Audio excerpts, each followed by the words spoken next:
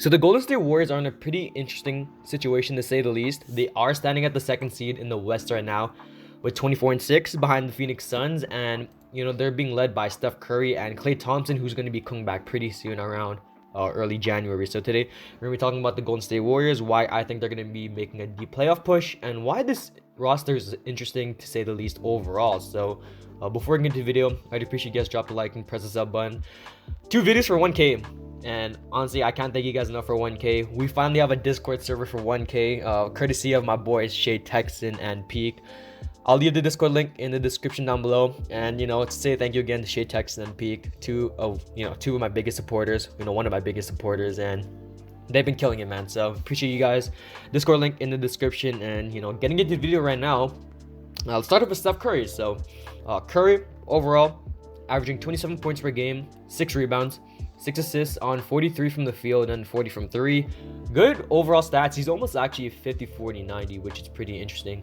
The only thing he's missing is the 50% from the field. He's shooting 43, so gotta get that 7% up. But overall, he's been playing exceptionally well. In the last few games, he's actually been playing pretty poor. I mean, he's averaging 23 points per game over the last 10 games, but shooting 35 from 3.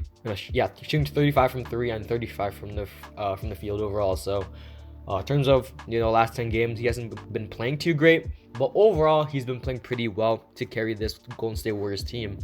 And we also have some role players on the bench and in the starting lineup that help. Draymond Green, the defensive leader on this team, the defensive anchor that they really need, averaging 8 points per game, 8 rebounds, 7 assists on 55 from the field, 28 from 3, and 60% from the free throw line. Green isn't really there to score the ball. I think we all know that. He's mostly there for defense and the defensive impact. He is my number 1 option for the DPOY this year, and to say the least, he's been one of the benefits for the Warriors on defense, and the main reason why their defense is actually pretty good. If we're looking at the other role players, Moody and Jonathan Kuminga, both of their role players and their rookies this season. Moody a little bit less because he hasn't been playing too much. If we're looking at the overall stats, he's only been playing in 20 games and averaging 2 points per game, 1 rebound, 33 from the field and 16% from the 3, compared to Jonathan Kuminga, who's actually, I think he dropped like 26 points last night. Yeah, I want to say he's been not really killing it, averaging 4 points per game, 2 rebounds, 0.4 assists on 49 from the field and 26 from 3. And he did drop 26 against the Toronto Raptors, 26 points, 1 rebound, 2 assists, 2 steals on 60% from the field and 67% from 3. So good overall stats from Jonathan Kuminga. He could be a pretty great role player for this Golden State Warriors team. I want to see some more run from him, but I think as of right now, him and Moody are both going to be playing a lot in the G League, which makes sense. But if we're looking at the other role players, Jordan Poole, obviously one of the front runners for the MIP, averaging 18 points per game, 4 rebounds, 3 assists on 44 from the field and 34 from 3. Not surprising, but Jordan Poole, definitely a front runner for MIP for me personally. I think he's taking that leap from the past few seasons, and if we're comparing his season averages from last year, 12 points per game last year all the way up to 18 points per game. Huge spike in scoring, so good overall from Jordan Poole. 2 rebounds compared to the 3 rebounds, and then 2 assists compared to the 3 assists. So overall, Jordan Poole is having a great season overall, MIP caliber season, and he's proving to be a good 6-man once Klay Thompson comes back. Because once Klay comes back, it's probably going to be Curry, Klay, Andrew Wiggins, Draymond Green, and then hopefully James Wiseman, who I will get into right now.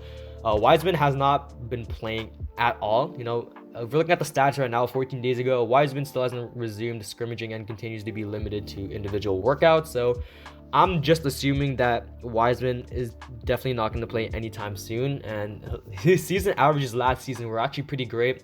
12 points per game, 6 rebounds, 0.7 assists on 52 from the field and 32 from 3.